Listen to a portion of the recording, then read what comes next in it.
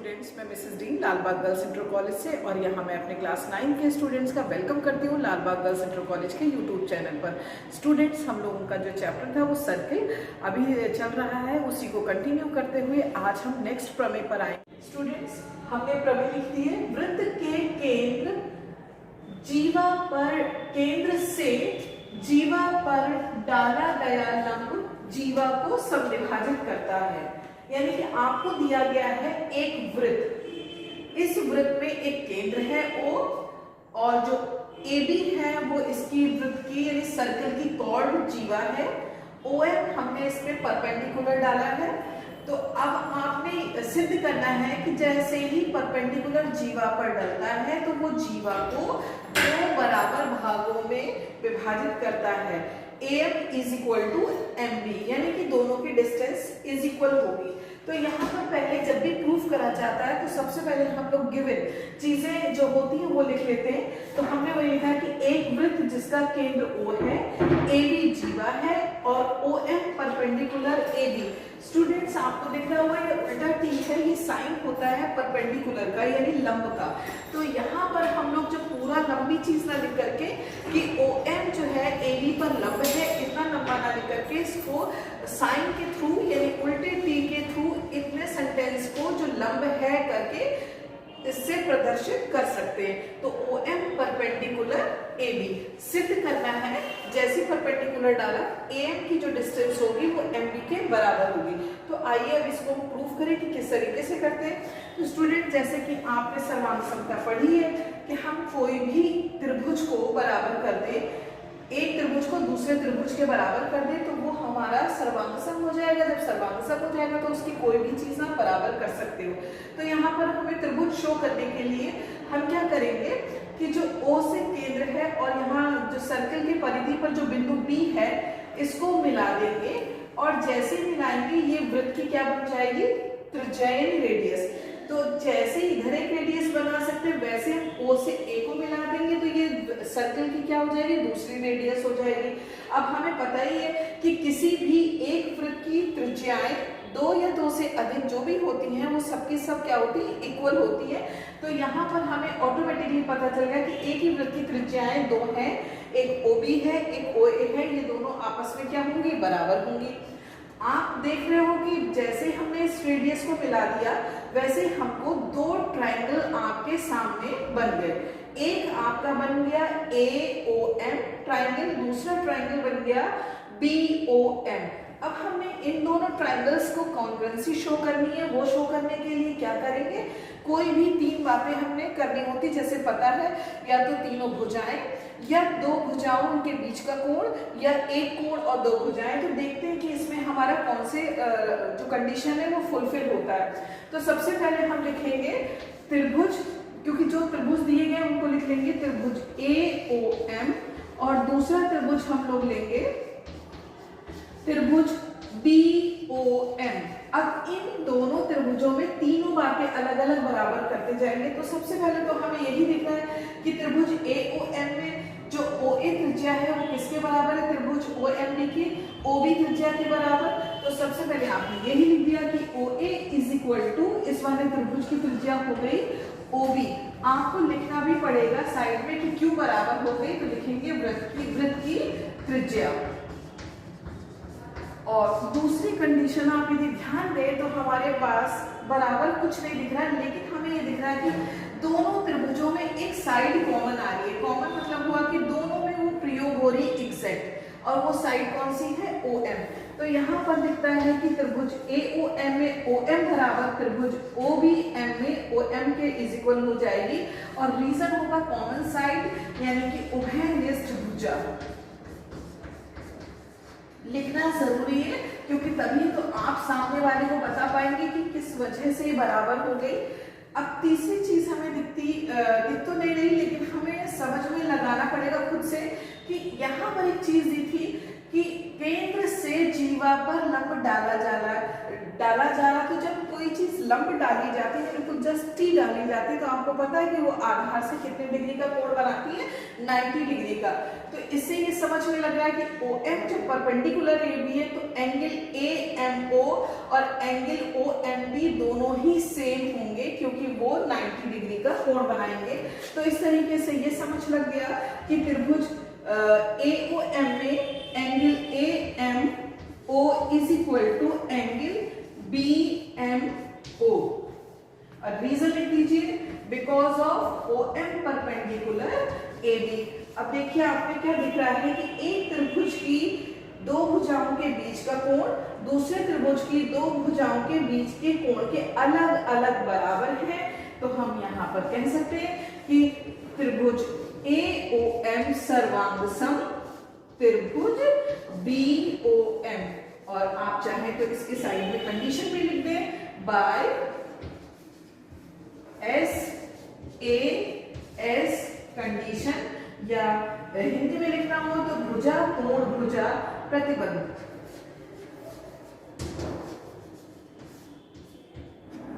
तो जब कोई त्रिभुज सर्वांगसम हो गया, सर्वांगसम मतलब है सभी अंग बराबर।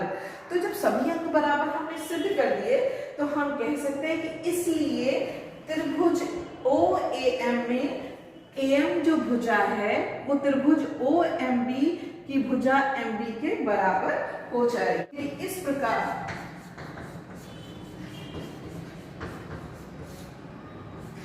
AM is equal to MB, ये आपका प्रूफ हो गया। तो बच्चों ये हमारी दूसरी प्रमेय है जो पहली प्रमेय की रिवर्स है।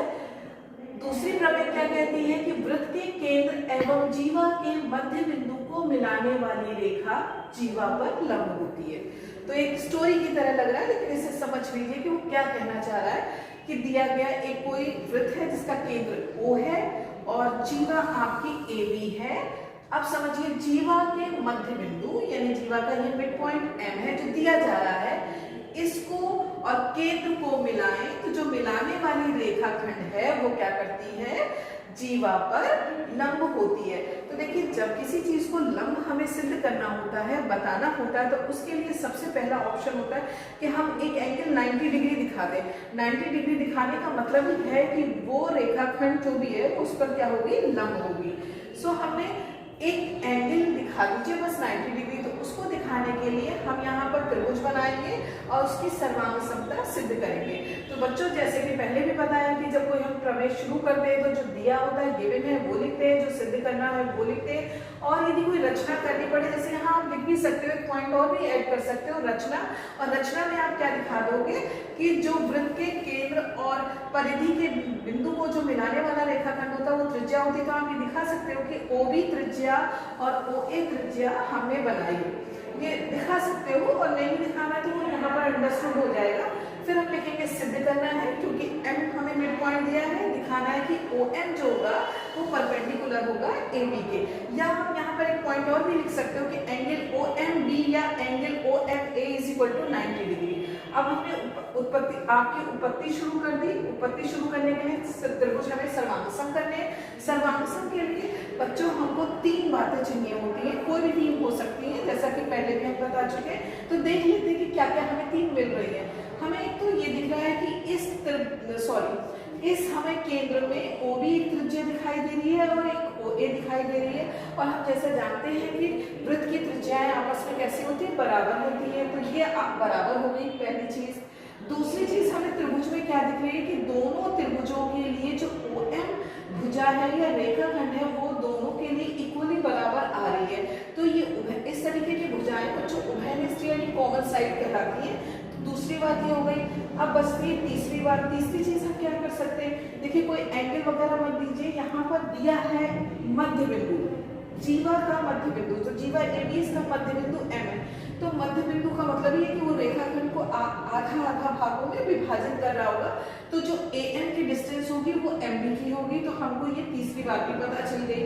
यही इन बातों को जो हम त्रिभुज लेते हैं, हमेशा बच्चों ये याद रखिएगा कि जो त्रिभुज हम लेते हैं उसके लिए उसी की चीजें लिखनी है। ये नहीं कि OM त्रिभुज इधर ले रहे हैं और बात लिख रहे हैं OB या OM या MB की, तो वो गलत हो जाता है। तो यहाँ पर त्रिभुज हमने AOM, और ऐसा नहीं कि हम बोल रहे हैं AOM तो आप यही लीजिए, आप AMO भी बोल सकते हो। तो त्रिभुज AOM तथा त्रिभुज OMB में AOM की तीनों बातें आपने लिख ली। OA is equal to OB वृत्त की त्रिज्या है, OM is equal to OM उभयनिष्ठ भुजा, और AM is equal to MB, ये आपकी क्या होगी दिया है क्योंकि MAB का मध्य बिंदु है। त्रिभुज सर्वांग सम हो गया। तो जब त्रिभुज सर्वांग सम हो गया तो अब हम बहुत आसानी से कह पाएंगे कि कोई भी चीजें आपस में बराबर हो सकती हैं। हमें बाकी चीजों से तो मतलब नहीं, एंगल से मतलब है। कौन सा एंगल? जो 90 डिग्री शो कर दे। तो हम यहाँ पर दिखाएंगे कि angle OMA is equal to angle किसके हो जाएगा? OMB के। क्यों? क्योंकि हमने त्रिभुज तो सर्वांग सम कर दिए, लेकिन अभी भी इससे ये प्रूफ नहीं होता कि OM परपेंडिकुलर है AM के। तो उसको प्रूफ करने के लिए हमें ये सिद्ध करना पड़ेगा कि 90 डिग्री है या नहीं। तो स्टूडेंट्स यदि हम कुछ पुरानी चीजों पे जाएं, यहाँ मैं थोड़ा सा रफ करना चाहूंगी। तो एक डायग्राम के थ्रू मैं आपको बताना चाह रही हूँ। कोई ये एक रेखा है, इसका कोई भी पॉइंट O ले लीजिए। यदि एक रेखा पर हम इस तरीके के कोण दो बना दें तो इन दोनों कोणों का योग क्या कहलाता है? रेखीय युग्म कहलाता है, जो कि 180 डिग्री के इज इक्वल होता है। तो आप यही वाली पोजीशन यहाँ पर देखो, ठीक है। तो हमने इसी रेखीय युग्म को लगाते हुए यहाँ लिख दिया या करके हम इसी चीज को ऐसे भी लिख सकते हैं, या ज्यादा भी लिखिए या इसलिए लिख दीजिए angle OMA plus angle OMB is equal to 180 degree, और किसकी वजह से? रेखीय युग्म की वजह से। देखिए कारण जरूर लिखिएगा, क्योंकि आप ये समझिएगा कि सामने वाले को कुछ समझ में नहीं आ रहा है, तो हम ही को समझाना है। अब आपने देखा कि पहले ही हम ये बता चुके हैं कि OM और OMB आपस में बराबर हैं, तो हम बात को अलग अलग ना लिखकर हम इस तरीके से भी लिख सकते हैं angle OMA plus again angle OMA। क्यों? क्योंकि OMB किसके बराबर है? OM के इज इक्वल टू 180 डिग्री। अब कोई भी चीज हम 2 टाइम्स मतलब एक ही सेम चीज को ऐड करके तो वो क्या हो जाता है? 2 angle OMA is equal to 180 degree, या angle OMA is equal to 180 degree upon 2, या angle OMA is equal to 90 degree. कैसे 90 डिग्री? आपने 2 से उसको क्या कर लेना है? डिवाइड कर लेना है। क्लियर?